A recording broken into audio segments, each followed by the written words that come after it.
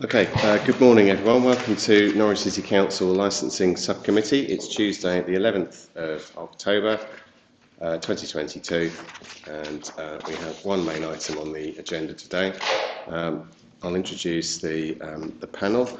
My name is Ian Stuteley, I'm the chair today.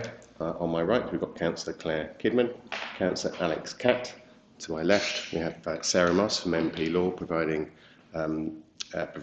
legal advice to us today, Maxine Fuller from the licensing team, and Leonie Berwitz, who's our committee officer for today. And with us also we have the applicant. Can you just introduce yourselves, please? My name is Edgar Harden. I'm Catherine Noble from Milsbury. Your agent? Yeah, I'm an yeah. Okay, thank you very much. Okay, so we'll start with apologies, and there are none. Declarations of interest. Well, I can say that this premises and the objectors are in my ward, but I've not heard from any of them, and neither of my colleagues. So with that, there's no sort of predetermination with this application. Okay, so we move on to the application for granted premises licence 61 Newmarket Road, and I'll hand over to Maxine to summarise the report, please. Members are asked, in accordance with the delegation of licensing functions contained in the Norwich City Council Statement of Licensing Policy, Licensing Act 2003, to consider the application for the grant for premises licence in respect of 61 Newmarket Road, Norwich, NR2 2HW, following the receipt of relevant representation. It is recommended that members determine the application to grant the premises licence in accordance with the Licensing Act 2003 and subsequent regulations, guidance issued under Section 182 of the Licensing Act 2003 and Norwich City Council Statement of Licensing Policy. The applicant is Eponus Holdings Limited, trading as Old Spirits Company. The proposed DPS is Edgar Harden. The application seeks to allow the licensable activities, times and opening hours as set out in the application form, which is attached to Appendix A. This also includes the steps proposed to promote the licensing objectives, which is the operating schedule. There was no representation from any of the responsible authorities. We received 4 representations from local residents, 3 were objecting and 1 was in support. Copies of these are attached to Appendix B. In determining the application with a view to promoting the licensing objectives, the subcommittee must give appropriate weight to the steps that are appropriate to promote the licensing objectives, that is to say the prevention of crime and disorder, public safety, the prevention of public nuisance and the protection of children from harm. The representations, including supporting information presented by all the parties, the guidance issued under Section 182 of the Licensing Act 2003, National Guidance, and the Council's own Statement of Licensing Policy. The subcommittee must take such of the following steps as it considers appropriate for the promotion of the licensing objectives. Let's grant the application as asked, modify the conditions of the licence by altering or omitting or adding to them, reject the whole or part of the application, refuse to accept the proposed DPS. The subcommittee is asked to note that it may not modify the conditions or reject the whole or part of the application merely because it considers it desirable to do so. It must actually be appropriate in order to promote the licensing objectives. The representation received appears to relate to issues that fall under the licensing objectives. Thank you. Okay, thank you, Maxine. Okay, so I'll ask the applicant now to address the committee. Tell us about your business, what you're proposing to do, and how you're proposing to run the business with the licence as applied. Okay. I've written something that I think covers. Yeah, could you put your microphone on just the button in the middle? Yep. Thank you. If you get quite close to it, that would be handy for recording. Hello? Good. I've prepared something that I've written that I think is quite succinct and deals with all the issues at hand, so I'd like to read that. Please go ahead. Eponymous Holdings Limited, trading as Old Spirits Co., is a small online-only business that specializes in the sale of rare bottlings of vintage spirits. Its customers are mainly wholesale, but given retail interest and that the sale of alcohol by retail is a licensed activity, I am applying for a premises license. I recognize that this is a slightly unusual premises license application. There is no on-license and all sales are done remotely, but the place of sale is technically the premises. Whilst the authorities, council, police and fire did not raise any objections to the application for a premises license, I understand that there have been objections to the application, and I hope to demonstrate to the committee that Old Spirits Co. can and will comply with the licensing objectives and that it is appropriate for a license to be granted. Having reviewed the 3 objections received, I have identified 3 common concerns that have been raised: public safety, the prevention of public nuisance, and the protection of children from harm. Taking them one at a time. It has been suggested that storing alcohol presents a fire risk. No objection has been raised by the fire officer. It is important to me that the stock is stored safely and securely. It is all in sealed bottles, in pristine condition, stored on metal shelving units. The temperature is a stable 16 degrees year-round. There is a fire alarm. I have a fire extinguisher in place that is replaced at regular intervals. There is a dehumidifier in place. The electricity is turned off when I close at 5 p.m. There are no naked flames, and my family and I live in the property. I consider the risk of fire to be minimal and that there is no risk to public safety. It has been suggested that the location of the premises could be a nuisance due to the increased traffic and deliveries. No objections have been raised by the authorities. The premises is not open to the public. Deliveries are minimal, on average 1 per day, lasting under 2 minutes each, and are made by professional delivery companies used to operating in a city, i.e. not articulated lorries, but small delivery vans, the same width as a car, some of them electric and therefore silent. Once per month, I have a private shipper consolidate a number of shipments into one delivery to reduce traffic. He is generally present for 5 minutes. I do not expect neighbors to accept deliveries on my behalf, and I am on site for business deliveries. Customers do not come to the premises. Sales are conducted remotely and the products are delivered to the customers.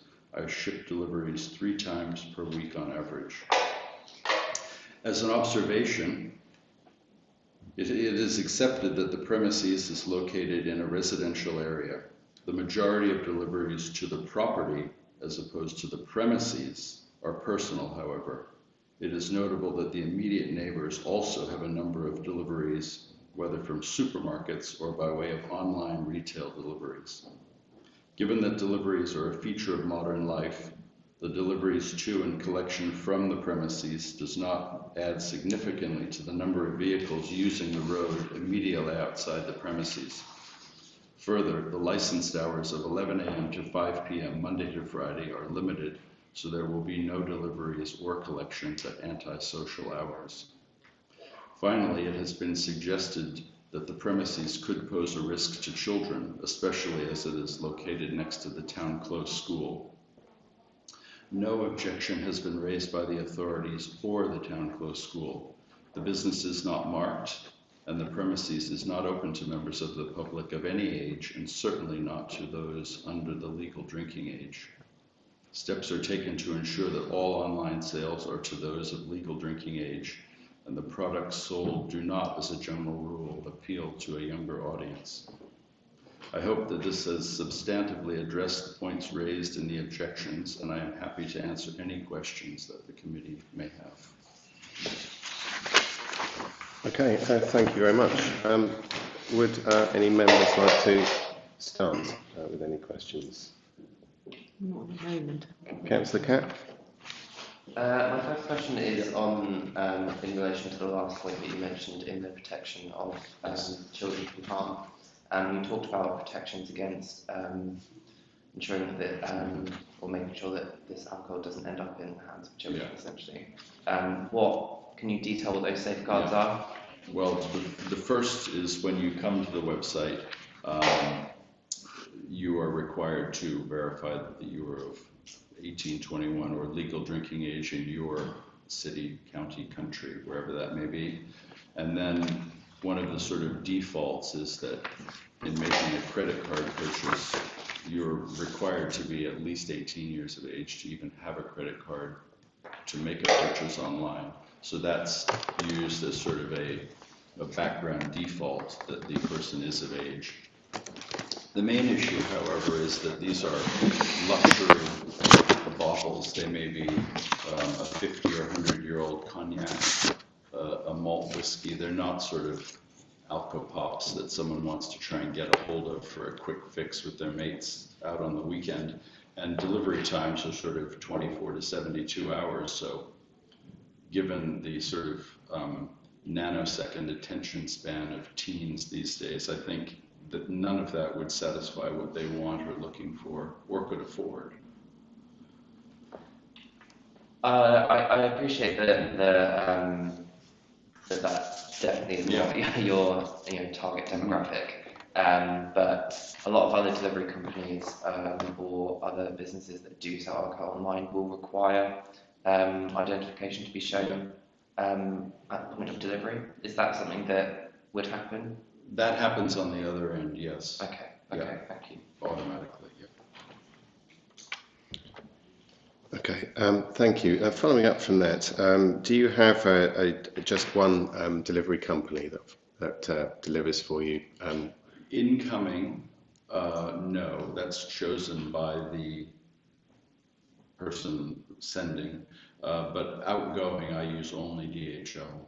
Okay. However, some of those incoming shipments are also from DHL, and in a case like that, I will make sure to give them the day's outgoings at the same time, which then just means one visit. Okay, and when those deliveries are made, what arrangements are in place with that courier to ensure that they seek age verification from the person taking delivery? Well, I mean, it's kind of like at Sainsbury's. They say, "Are you 25?" They kind of judge it. But most of the drivers know me personally. At some point, they have checked my ID for age verification, but and then in a lot of cases, it's still the social distancing thing. So they want to ring the bell, put the box down, you come, they stand back, take a photo to verify, and then leave. They don't really want to get close, looking at a driver's license or something. But thank you. I'm talking about at the from your deliveries where you deliver to customers. Yes, no, that is they do that. There is an 18 plus verification procedure in mind. Okay. That's just part of their company policy. So the courier is aware of the type of product that it's shipping and requires ID. Yeah. Do they do a challenge 25?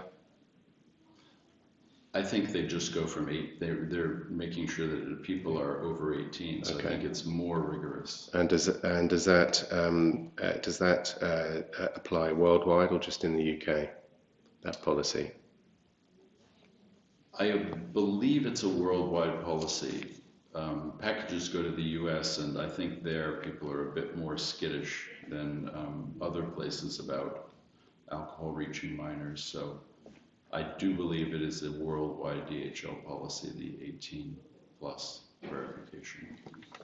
Okay, thank you. I'll turn now. We don't have any speakers here today, but there were 3 objections.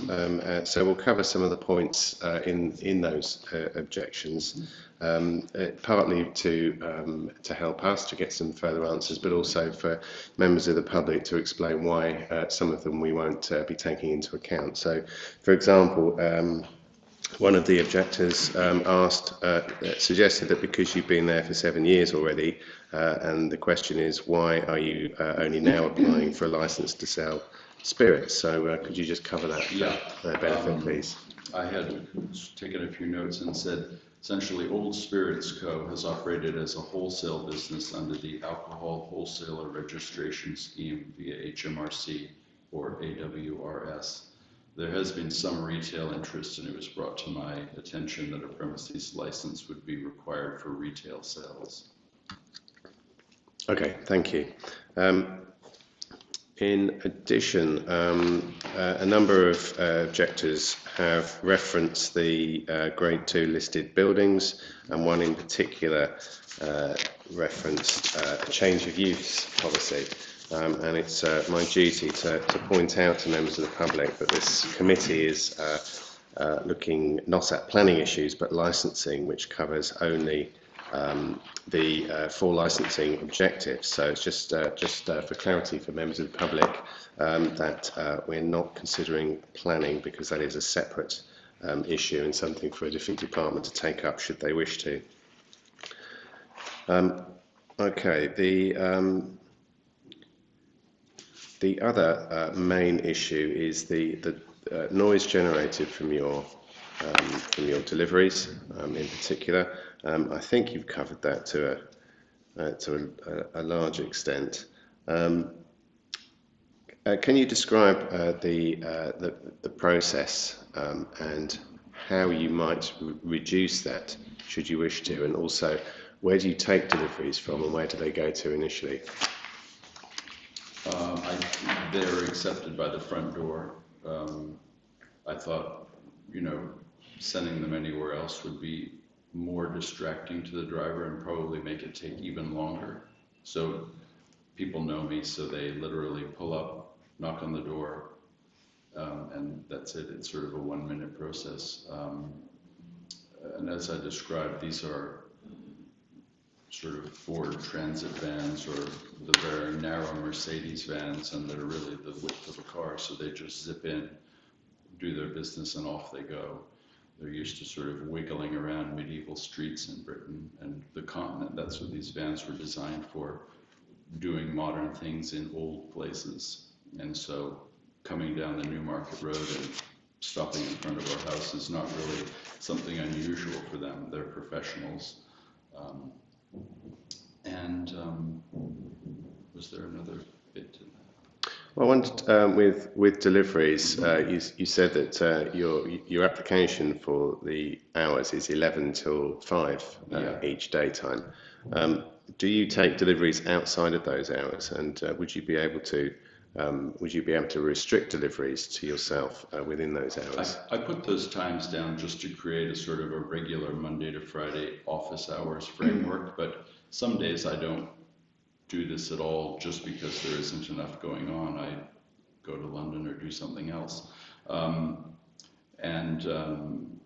the deliveries don't happen out of hour unless it's one of these cases where a parcel force guy has had his van reloaded by the company 3 times, has gone back to the depot and shows up at 6:30, sort of red-faced, because he wasn't able to complete his tasks in his normal work hours. But that's a very unusual occurrence.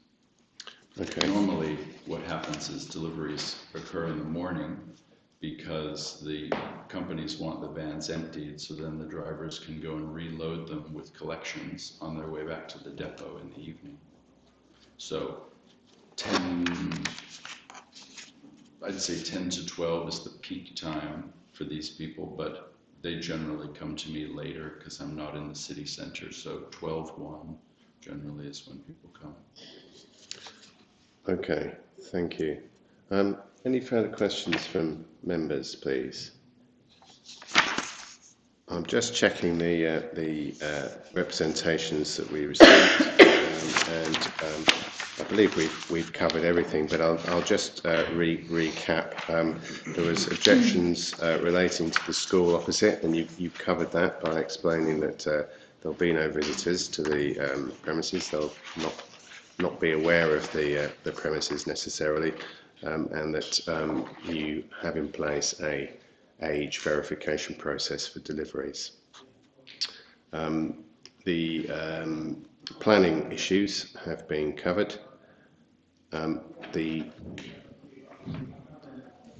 potential for noise issues you covered just now, and I think That's it. And the potential for fire you also covered in your opening address. So in terms of also value of property again is not a matter that would be something the licensing committee would need to take into account. Okay, so if there are no more questions from anybody, Sarah? I've just got one, if you Yeah, don't mind. please. Thank you. Just to clarify really for the committee, I know you're using DHL at the moment, that obviously Yes. do have this policy where they check on delivery. What would happen if you didn't use DHL? Would that be something that you would consider if you were using another courier? Oh, sure, yeah. I mean, I know it's pretty universal because they're all in competition with one another, and delivery is such a big deal now post-COVID. I know that UPS and FedEx both have the same policy. If someone looks to be under 18, they verify. I probably wouldn't go outside of those three just because Parcel Force is a bit too rough with things. But I have a very good account manager at DHL, and I don't plan on going anywhere else. So you would only use companies that have this policy in place? Yeah, it's just by the nature of what I sell. Okay. Is that something that you'd be willing to add almost as a condition to the licence? I could note it on to the appropriate section. If you felt it was appropriate to do so. I'm not suggesting that you do, I'm just I mean, opening it up if you if it was feel something the committee would. that's a... I think on page 16, section E, protection of children from harm, you've explained there how the process works online, and of course that you don't have people attending the premises. That might be somewhere where you could insert some kind of clarification on that if you wish to. I'm not, yeah. So happy to give you 5 minutes if you want to talk with your agent about potential wording for that, if you'd like to do that. Sure. Okay, so if we just pause for 5 minutes, is that okay? Sufficient?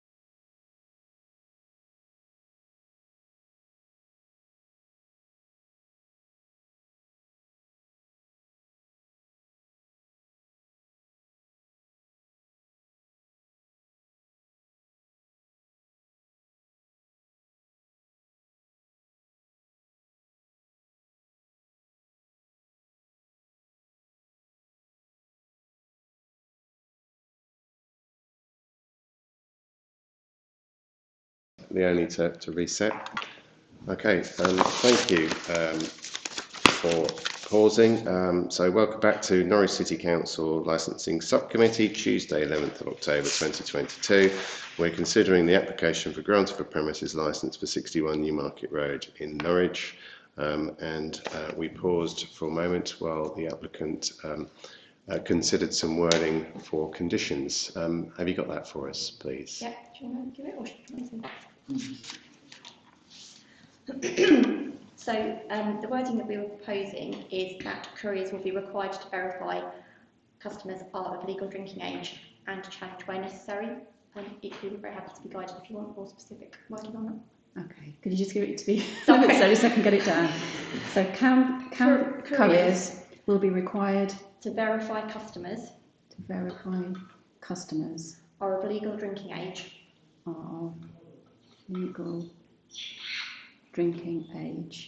and to challenge where necessary.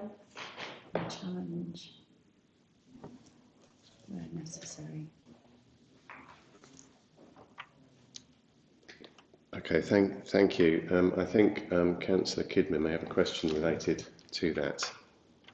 Yes, related to deliveries. I appreciate that you are using courier companies whose policy is to check ID verification, but do you know what might happen, which is often the case with deliveries, when the customer's not home and they've left a note saying, please leave my shipment behind my bin or something like that? Do you know what the policy is regarding that with the companies that you use? Thanks. A person has to receive it, so they'll receive a notice.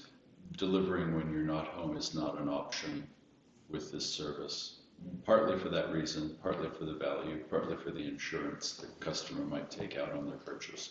But there is no, pop it in my box with the lid.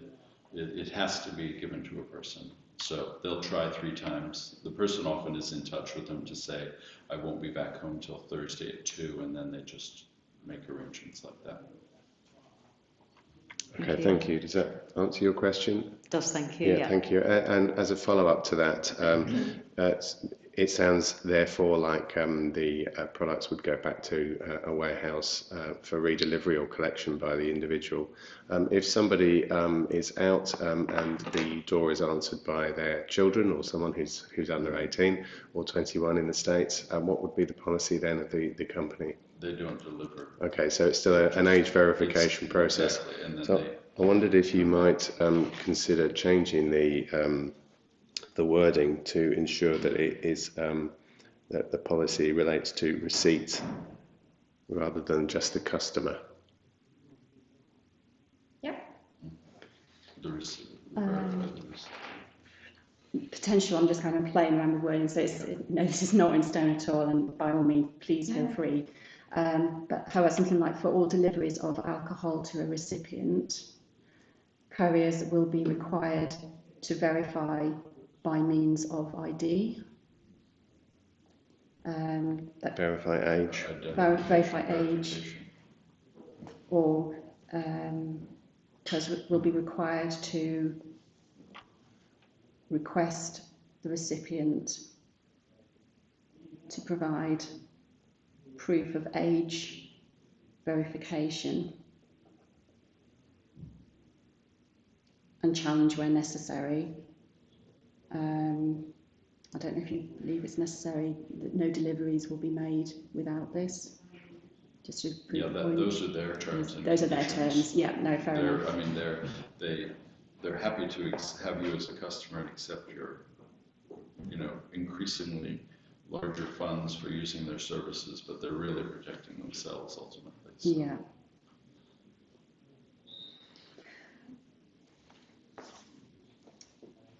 What I'm actually trying to bring about is that you will only use a courier who does that sort of action. So possibly only couriers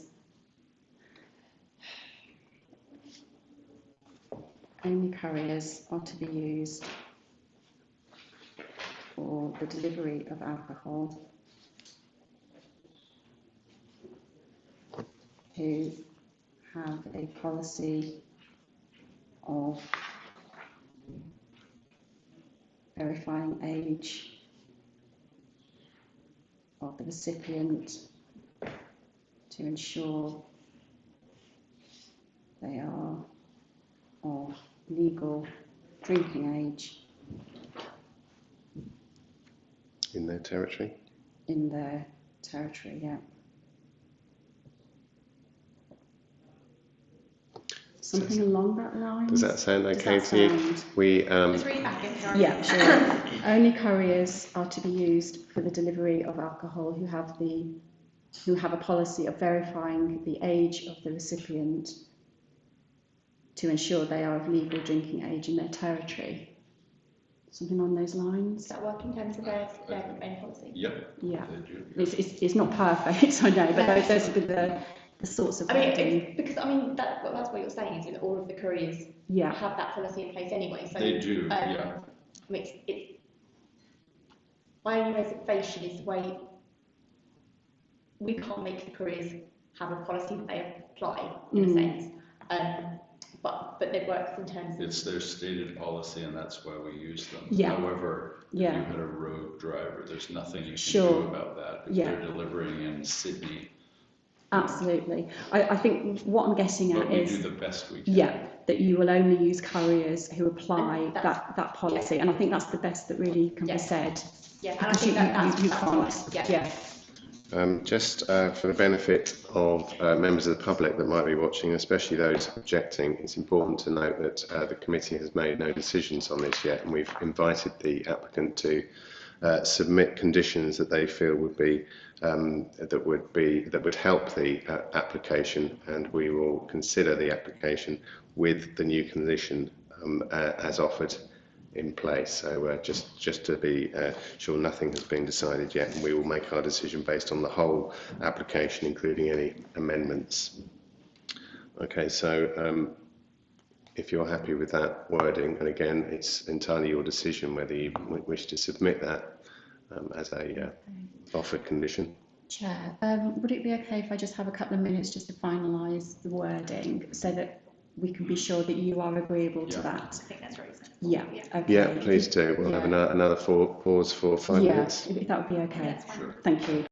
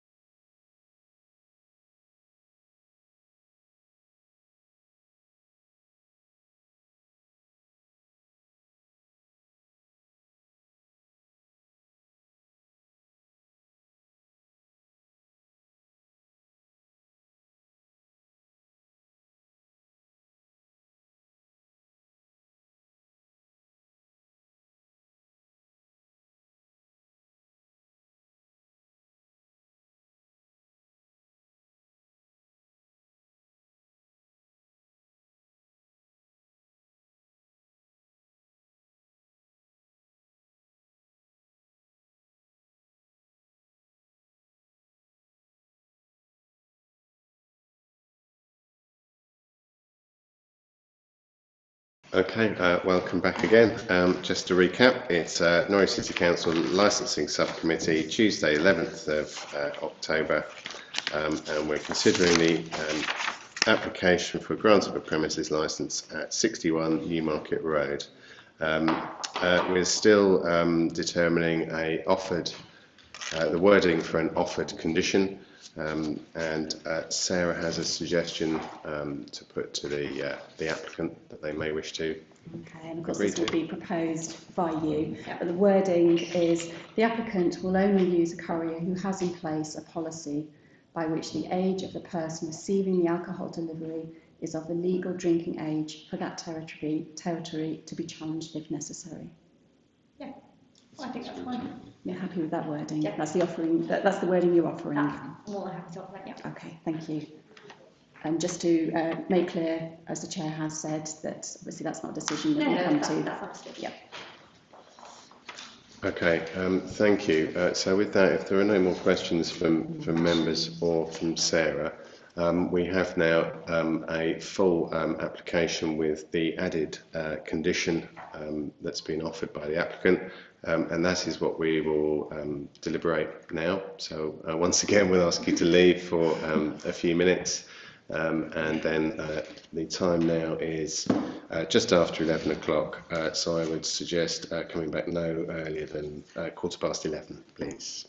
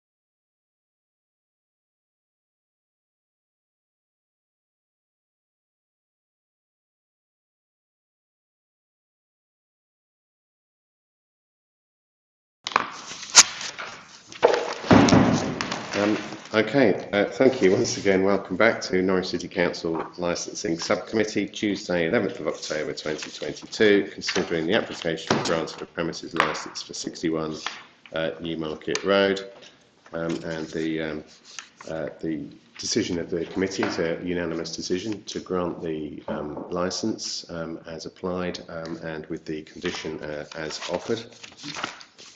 The committee has considered section 182 of the guidance and applied that guidance, considered any implications of the application and considered that the licensing objectives will not be undermined subject to that new condition being in place. Referring to the objections that we received, any planning issues relating to this business are for another department to consider, and members of the public should note, as with all licensed premises, if there are issues that do undermine the licensing objectives in the future, there is a review process that can be followed. With that, there are also, for those that made submissions, there is a right of appeal within 21 days of the notice being given. Does that cover everything, Sarah? It does, although the full decision will be available in 5 working days. We'll get that to you and to anybody who made representations. Great. Okay, thank you. That's the meeting closed. Thank you.